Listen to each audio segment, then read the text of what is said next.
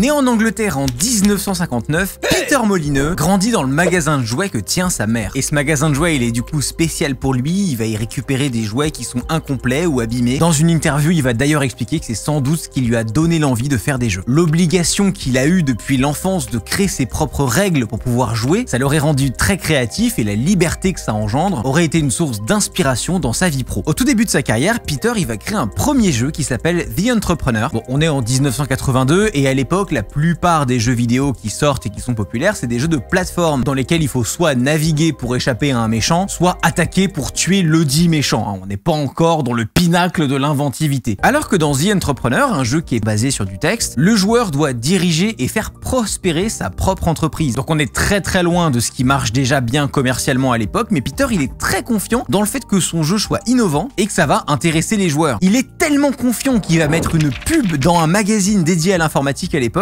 il fait agrandir sa boîte aux lettres chez lui et le frérot va jusqu'à appeler la poste pour les prévenir qu'un grand nombre de courriers va arriver d'un instant à l'autre. Parce que pour acheter le jeu, évidemment, il fallait envoyer un courrier par la poste et on le recevait, on est dans les années 80. Le jour de la sortie du jeu arrive enfin, Peter il se met devant sa boîte aux lettres, prêt à recevoir un afflux de commandes. Le camion de la poste arrive et là, il a eu 2 commandes. Et il soupçonne que ces 2 commandes viennent de sa propre mère. Face à ce très beau fail, on pourrait se dire qu'il a persévéré, mais non, il se retire du développement de jeux vidéo et il lance avec un ami une société d'export de haricots en boîte qui s'appelle Taurus. Et je sais pas si on peut faire plus anglais que ça. Mais ce qui va changer le destin de Peter, c'est l'entreprise Commodore International. À l'époque, Commodore, c'est une des plus grosses entreprises internationales qui vend des ordinateurs faits pour la maison. Et un jour, Peter va recevoir un coup de téléphone de quelqu'un de là-bas qui l'invite à aller visiter les locaux de l'entreprise. Alors lui, il est un peu surpris, mais bon, il accepte le rendez-vous et il va rencontrer l'équipe. Et quand il arrive là-bas, on lui déroule le tapis rouge comme si c'était une énorme star. Il a droit à une visite en grande pompe du siège, on lui propose de lui offrir 10 machines pour son entreprise. Et vraiment, le frérot, là, il est en train de vendre des haricots dans sa vie de tous les jours. Il comprend pas de quoi on parle. Donc il est complètement déboussolé, mais il ose rien dire. Et évidemment, mettez-vous à sa place. C'est normal, tu la fermes et tu laisses le truc se passer. Et ils arrivent enfin à la raison de l'invitation et de ce qu'ils veulent de Peter, puisqu'ils vont demander à Peter de créer un logiciel à implémenter dans tous les ordinateurs Commodore. Et c'est là que Peter comprend l'erreur qu'a fait Commodore, qui est une erreur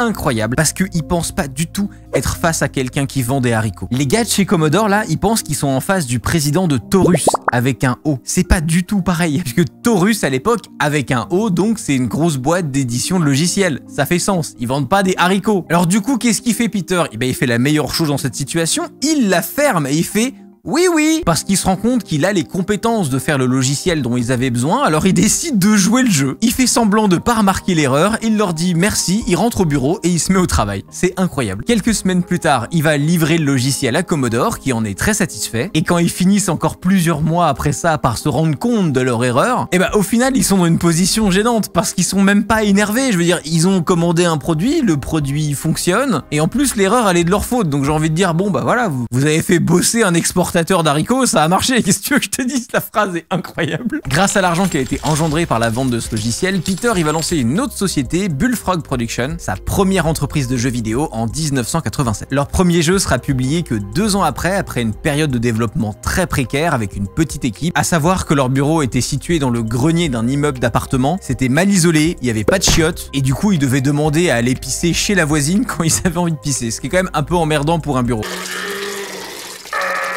Et ce fameux jeu qu'ils ont développé, c'est pas n'importe lequel, c'est un titre assez important, c'est Populous. C'est un des premiers jeux en God Mode, c'est-à-dire un type de jeu où le joueur est libre de faire le bien ou le mal sur le monde qu'il contrôle. Tu contrôles tout, le personnage, l'environnement, et c'est à toi d'en faire la meilleure ou la pire chose possible. Et c'est avec ça d'ailleurs qu'on comprend beaucoup mieux les influences d'enfance de Peter Molyneux. Comme tous les produits un peu différents, le jeu va se prendre énormément de refus d'éditeurs. Personne voit vraiment le potentiel, sauf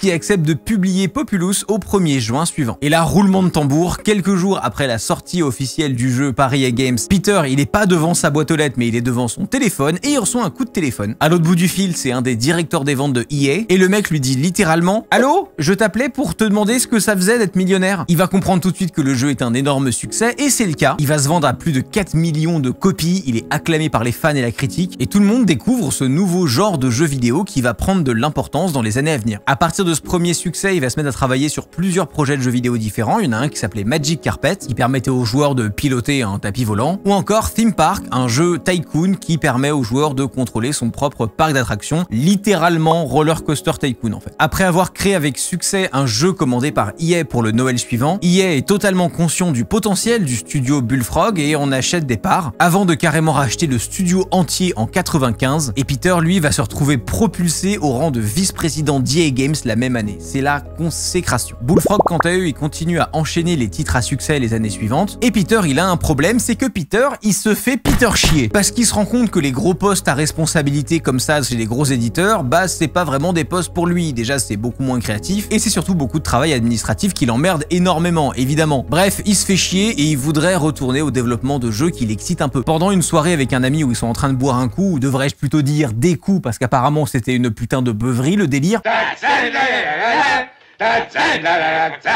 il lui raconte sa situation et le fait qu'il se sente pas très bien dans sa vie en ce moment, et son pote lui donne le meilleur conseil ever. Bah t'as qu'à démissionner gros. Alors en soi oui, ça peut paraître raisonnable de quitter un emploi qui te rend malheureux, ça peut te permettre d'aller sur des projets un peu plus épanouissants, etc. Mais si tu veux démissionner au beau milieu de la nuit avec 3 grammes dans le sang alors que t'es vice-président d'EA, bon réfléchis quoi.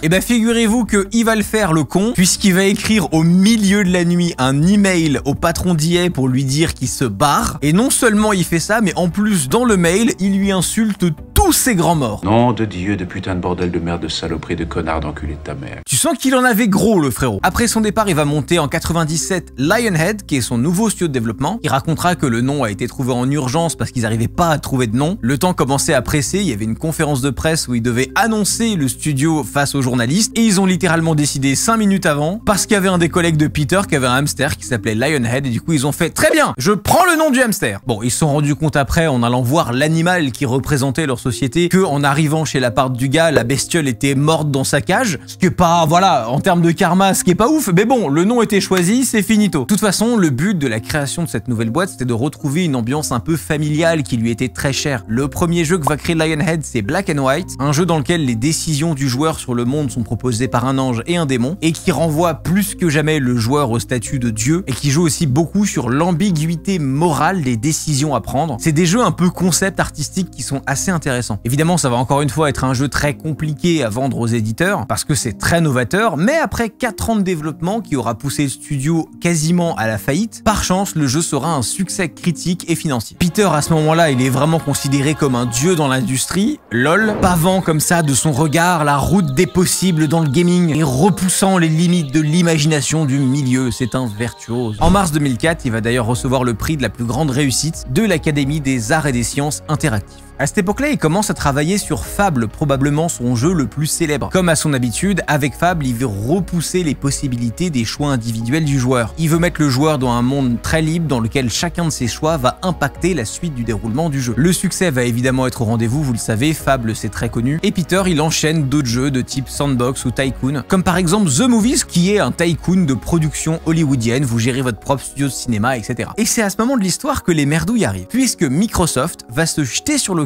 et va lui proposer un poste de directeur créatif en vue du lancement de leur toute première console, la Xbox.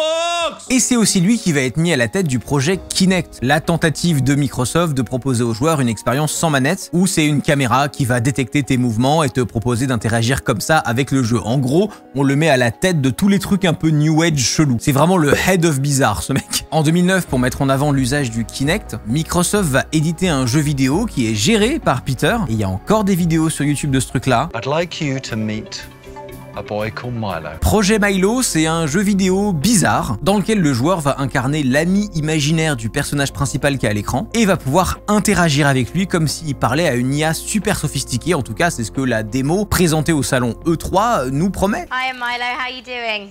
Hi Claire, you okay?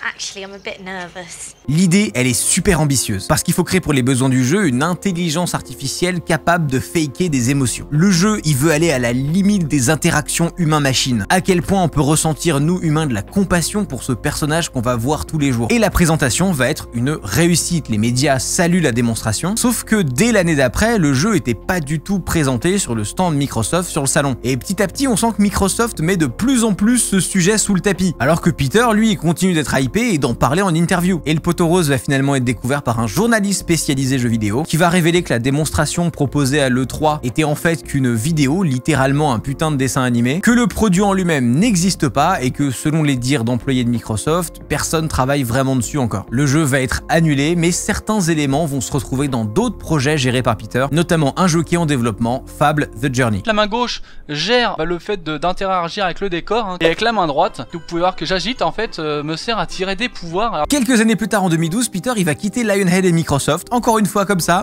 pour encore une fois recréer un autre studio à taille humaine qui va appeler Cans 22. Et c'est avec ce studio qu'il va proposer un jeu mobile qui a fait énormément parler de lui, Curiosity, What's Inside the Cube, ou Curiosité, qu'est-ce qu'il y a à l'intérieur du cube. Le principe de jeu il est simple, c'est un jeu en ligne participatif sur lequel les joueurs doivent taper sur leur écran pour détruire des petits carrés par milliers qui composent différentes couches d'un cube. Le concept étant que la personne qui aura retiré le dernier des 68 milliards de carrés qui composent le cube recevra une récompense qui changera sa vie. Aucune autre information n'est donnée sur la récompense et le truc est lâché dans la nature le 6 novembre 2012. Le 26 mai 2013, c'est un jeune anglais de 18 ans qui s'appelle Brian Anderson qui va être le fameux joueur qui casse le dernier cube et il va découvrir la surprise promise. Est-ce que c'est une si grosse dinguerie que ça? Eh ben non, grosse déception. Puisque la surprise, c'est une vidéo de Peter Molineux qui apparaît dans une grande pièce blanche et vide. Welcome to the end of Curiosity. Il félicite le gagnant et il lui promet qu'en tant que vainqueur, c'est son nom qui sera utilisé dans le prochain jeu de la société, Godus. You, the person who reached the center, will be the God of all people that are playing Godus. Et alors bon, soit en soi la symbolique de Dieu est bien pensée, hein, la pièce blanche, tout ça machin, mais c'est quand même relativement léger comme surprise pour un truc aussi chronophage et surtout aussi viral. Faut se rendre compte qu'à l'époque, tout le monde avait ce jeu sur son smartphone. Avec le fait qu'on utilise son nom dans le jeu et qu'on lui donne aussi des pouvoirs spéciaux dans ce fameux nouveau jeu, on promet aussi à Brian un pourcentage des recettes générées par le jeu, pourcentage qui n'est pas spécifié évidemment. Every time people spend money on Godus, you will get a small piece of that pie. Sauf que comme Godus a été un échec commercial dès son lancement en Early Access, je suis pas persuadé que ça ait changé sa vie au frérot, mais bon, on reviendra sur Godus plus tard. Face à ces deux promesses non tenues et plein d'autres du style qu'on a pu voir dans ma vidéo sur No Man's Sky, c'est-à-dire qu'en gros il nous faisait à peu près la même chose, hein, il acquiesçait à toutes les questions des journalistes. Dès qu'on lui posait des questions sur une fonctionnalité du nouveau jeu, il était là genre oui, il y aura des dinosaures en 3D, tout à fait, Et il laissait les développeurs du dit jeu découvrir ses annonces dans la presse comme ça et hop, démerdez-vous les gars, c'est pour vous.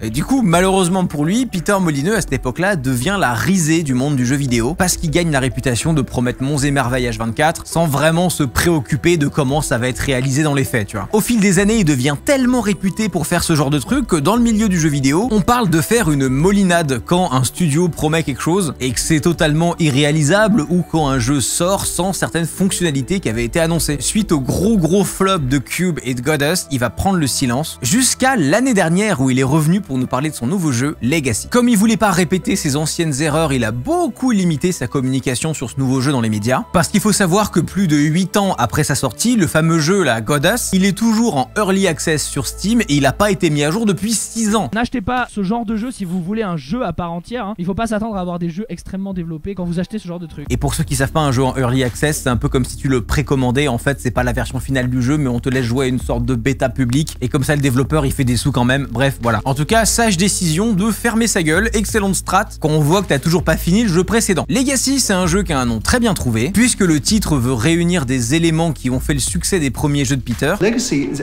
actually a reworking of the very first game I did. Et des éléments des innovations qui ont fonctionné. C'est un jeu dans lequel vous allez pouvoir contrôler votre petite entreprise et la ville dans laquelle elle est installée. Mais pour l'instant, ça reste encore très flou parce que le jeu, il a été annoncé l'année dernière et il est évidemment pas sorti et il y a aucune date qui a été annoncée. En revanche, ça n'empêche pas Peter de faire du pognon avec son jeu pas sorti, puisqu'une partie du jeu est basée sur les NFT, cette fameuse technologie que soit vous adorez, soit vous détestez, mais personne n'est au milieu. En gros, on peut acheter des parcelles de terrain du jeu qui sont déjà en vente, qu'on récupère sous la forme d'un token qu'on peut ensuite échanger avec d'autres joueurs si on veut. Et il semble que ça ait trouvé son public, puisqu'il s'en est vendu pour environ 14 000 Ethereum, ce qui représente à peu près 20 millions d'euros. Bref, c'est pas dégueulasse du tout. À savoir qu'à l'époque, le jeu Godus avait levé $730 000 $100 sur Kickstarter pour financer le lancement du jeu. Bon, les fans doivent avoir un petit peu le somme de l'avoir financé, hein, mais bon, c'est Kickstarter, c'est le jeu. Et ce qui est intéressant, c'est pas ça, c'est de voir que parmi les fans de Molineux, ils lui font encore confiance pour lui donner des sommes d'argent démentielles. Maintenant, il suffit de voir ce qui en ressort dans le futur, en espérant que Legacy fera pas l'objet d'une énième molinade, parce qu'on veut y croire un peu. Moi, je veux y croire. Peter Molineux, c'est un pionnier du jeu vidéo, c'est quelqu'un de super inventif. Il a repoussé les limites du possible, il a inspiré des développeurs iconiques. Malgré son nombre de bourdes incalculables, ça reste une légende du gaming, et je peux que lui souhaiter de pas rester sur une série d'échecs.